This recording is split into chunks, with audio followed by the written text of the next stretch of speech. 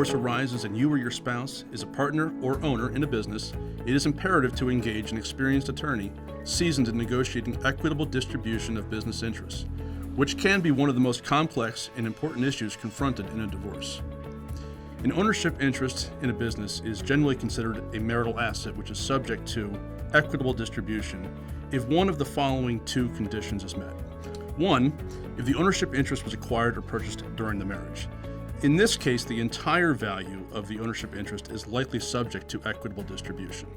Or two, the ownership interest was acquired prior to the marriage, but appreciated in value during the marriage as a result of your or your spouse's active efforts. In this case, the amount of appreciation during the marriage is subject to equitable distribution, while the value of the business at the time you and your spouse married is exempt from equitable distribution. That being said, there are exceptions to these general rules, which an attorney experienced in this area can identify. If the business at issue is subject to equitable distribution, the first step in the process is establishing the value of the business in the context of a divorce case. Many are surprised to learn that the goal of a business valuation in the context of a divorce is not to determine the fair market value of the business. Rather, it is the fair value of the business which is relevant.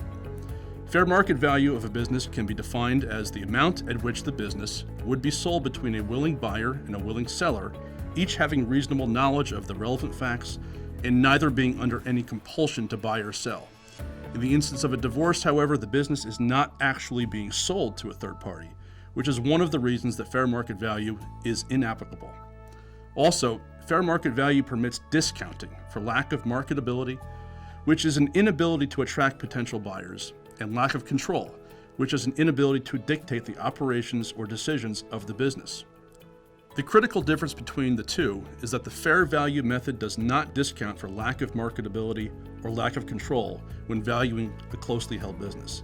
This allows closely held businesses, which might have little to no fair market value, to have potentially significant fair value.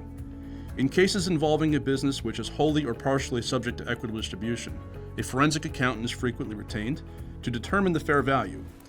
Forensic accountants apply various technical approaches to determine the fair value, and those approaches can produce different outcomes. These approaches involve technical accounting principles. The effectiveness of your attorney will depend largely on his or her ability to understand and explain the forensic accountant's valuation in an intelligent and persuasive manner. To do so requires familiarity with the forensic accounting methods and concepts. Once the business value has been established, the amount of the value owed to the non-owning spouse must be negotiated. Another popular misconception is that equitable distribution means 50-50 division. It does not. New Jersey law requires that many factors be considered in arriving at the amount of value to be distributed to the non-owning spouse. Representation by an attorney with proven negotiation skills is critically important in order to navigate these waters and negotiate a fair settlement. Once the amount owed to the non-owning spouse is established, it must then be determined how that amount will actually be paid. A skilled negotiator will provide the best terms for the client, whether it be a direct cash payout, financing over time, or credits against equitable distribution of other assets. A significant part of my practice over the last 12 years has been devoted to divorce cases where equitable distribution of one or more businesses has been at the heart of the negotiation. I have a command of the body of the law which applies to this area, as well as the accounting principles and methods used to arrive at valuations. I've assisted many clients, both business owners and the non-business owners, arrive at fair and equitable settlements which protect their best interests. For more information, contact the law offices of Einhorn Barbarito